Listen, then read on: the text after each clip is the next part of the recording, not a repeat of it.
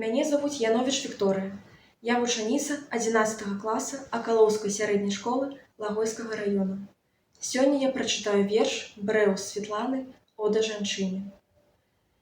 Нямала слоў сказалі пра жанчын, ласкавых і сардэчных, і пяшчотных.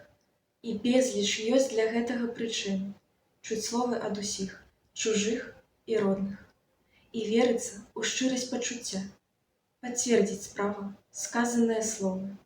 Ніякага няма ў іх адкрыцця. Няма другой, больш правільнай высновы.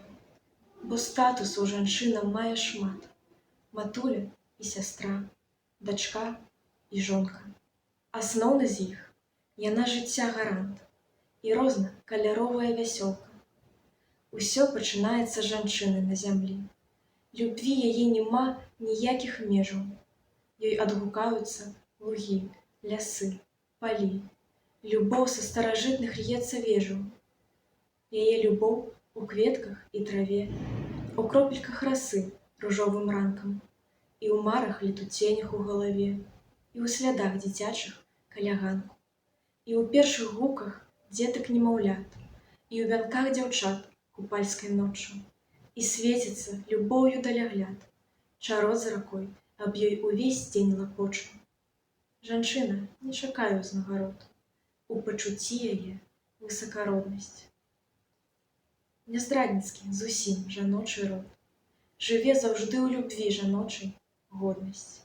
У адказ любві не варта шкадаваць, хаця яна яе не патрабуе. Ёй браць любоў цяжэй, чым аддаваць. Але па ёй жанчына ўсё ж сумуе.